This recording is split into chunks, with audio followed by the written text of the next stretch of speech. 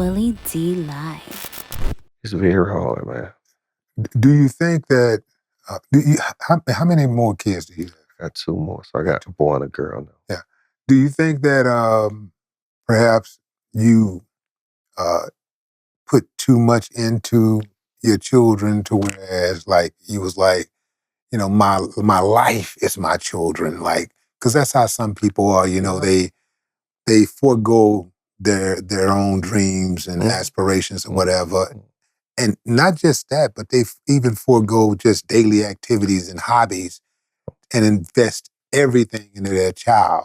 Yeah. And then when their child, let's say, transition or perhaps just leave the house, they leave the nest, and they end up being lonely and depressed and they realize they have no social life because they invested everything Into their kid. Yeah. So do you find yourself in that space? It goes back to childhood, okay? But I can tell you a story that made me to be the man that I am, okay? I remember I was 7 years old. My grandma told me my real dad was coming to pick me up, okay? And I remember looking out that window for 3, 4 hours and he never came. And my grandma said, baby, he ain't coming. I remember going in that bathroom in the hall, tears running down my face. Looking in the mirror, saying to myself and to God, 7 years old, I said, God, if I ever have kids, one question my kid or kids will never have, and that's what my dad is. Because I had that question at 7 years old at night. So when I had Quan, him being my firstborn, and I held him, my life changed, man. I knew that I had somebody that depended on me. And I knew how my biological daddy wasn't there for me. So to answer your question, yeah, I'm very guilty of that, man. I'm guilty because it had to stop somewhere in our family, man, with the absent dads. And I made it stop with me, man. I love them kids so hard because my dad didn't give me that love. You follow me? Right. So, you like sometimes when you see people abuse kids, come to find out they were an abused child. So if you know the pain that was inflicted upon you, why would you inflict it upon another person? Mm-hmm. So I took the hurt that was instilled in me and turned it into love. I was there. I remember one time I had to call Quan and my baby boy. He's 26. Now we had to have a man talk. And I said, when I call y'all and I text y'all to check on you just to see where you at, how you doing, is you okay? I said, don't take it the wrong way. And I had to explain to them that 7-year-old incident. And both of them was like, Pop, we understand now, man. You feel me? My grandma and granddaddy gave me everything one nailed down. But I still want to know where's my dad at, man. And all my kids, man, I'm clingy like that, bro, because of my childhood traumas. That's why it's important to learn a person, man. I tell my baby boy, learn a person before you lust a person, man. You meet a woman, learn her childhood, man. Learn how she came up. So a lot of times when people be like, oh, Corey mean, he this, he that, these childhood traumas I carried for years and I didn't get help and learn how to put them down until now, man. At a point in my life now, man, where if it disturbed my peace, I'm not going to be around it, man. I'm not rah-rah. I'm not arguing with nobody. Hey, man, you got that. When it comes to my kids, I'm guilty of that, man. And guess what? I don't come too far to stop, man. You know what I'm saying? It's like, We give you a pass on that one, bro. You got me on that one. Like I like that right uh, there. If there's an exception to the rule, mhm, that's it. I mean, like you're absolutely right, and I absolutely can relate to that because I was the same way. I saw men, not just men in my life, but just mhm, men, mhm, period, who stood their children up. mhm. I always said to myself, that won't be Be me. me. That's right. That won't be me. I saw men who abused their children. Mhm, My daddy didn't abuse me, but mhm. I was like, that won't be me, Me. That's you right. know. Right. And so, to all you dudes out there that stand children up, I can't stand Okay. you. Why I hate you. That's right. Ooh, I don't like y'all for real. Right. Because they don't understand how they pass down, how that childhood trauma affects people's lives. I mean, to the day they die many times. Um, you know, and people grow at different rates, so they deal with it, in different manners.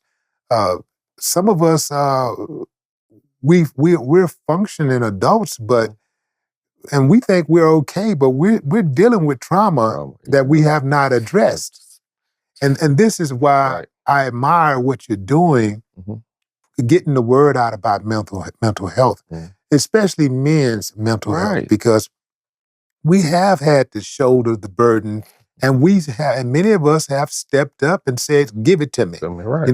Give Right. it to me, bring it on, bring it Right. on, bring it on.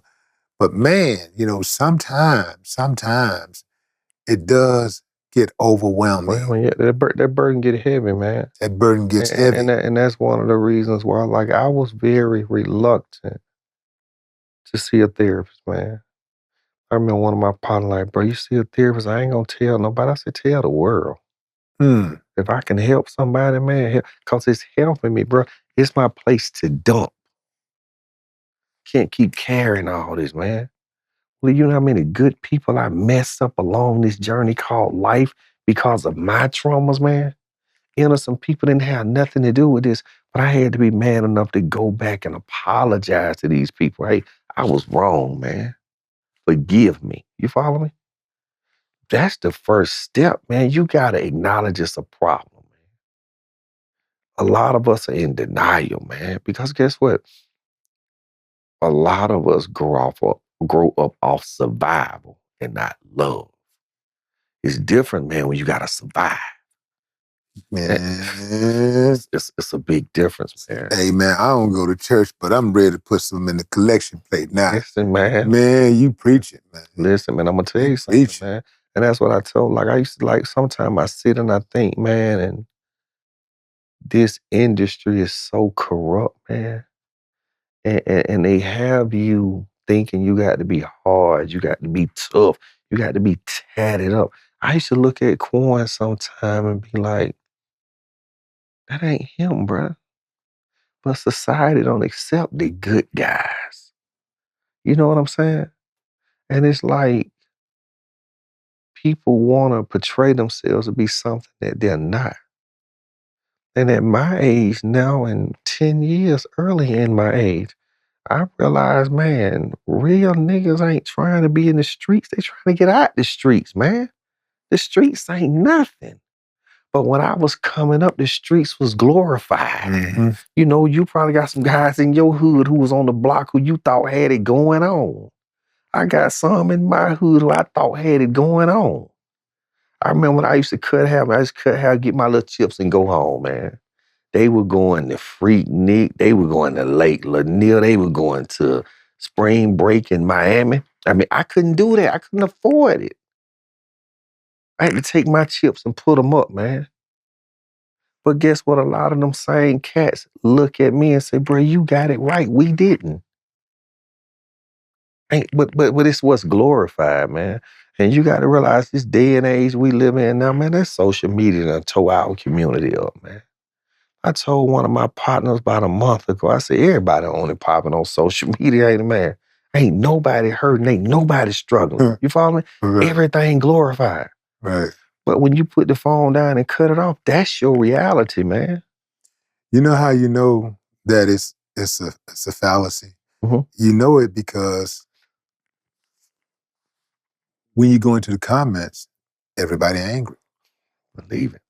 So Believe it. if you're doing so well, if everybody's doing so well, when you're doing well in Mhm. life, you don't have time for the negativity because you're getting so much of it. People are hating anyway. That's right. So, you know, people that's got something going on, they're not spending their time in the comments going back That's and right. forth with That's people right. spewing That's right. negativity. That's right. It's the people who ain't got nothing Nothing going going on. on that's That's sitting right. around hating, Mhm. mean mugging.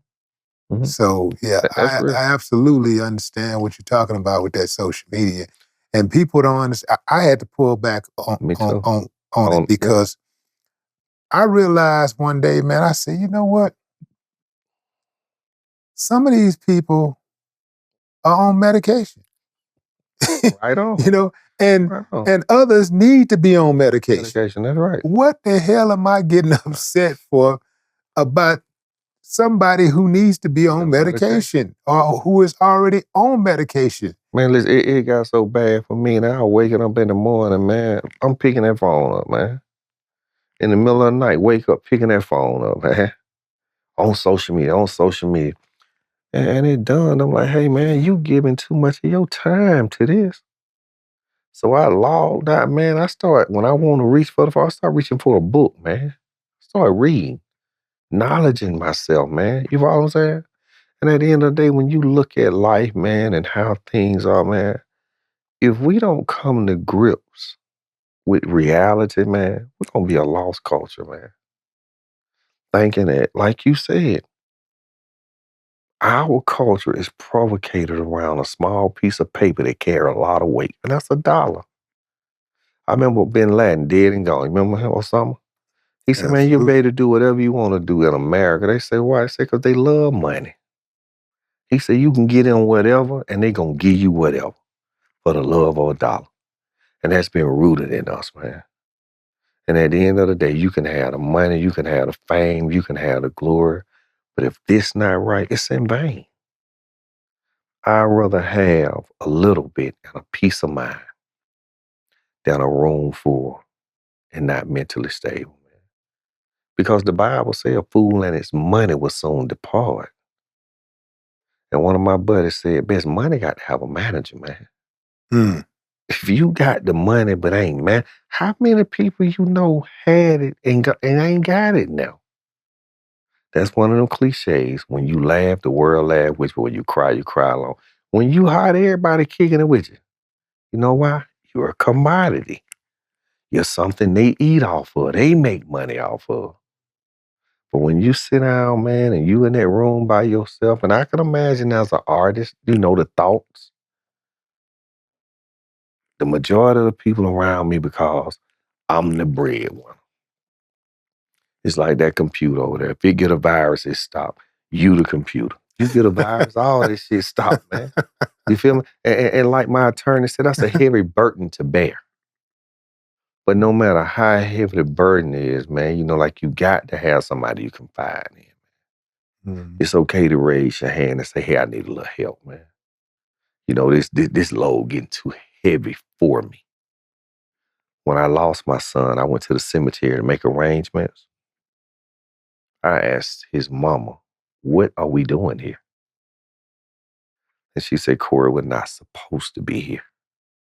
When I walked out, I had to call my team and say, hey, man, I've buried a lot of my family. I know the process.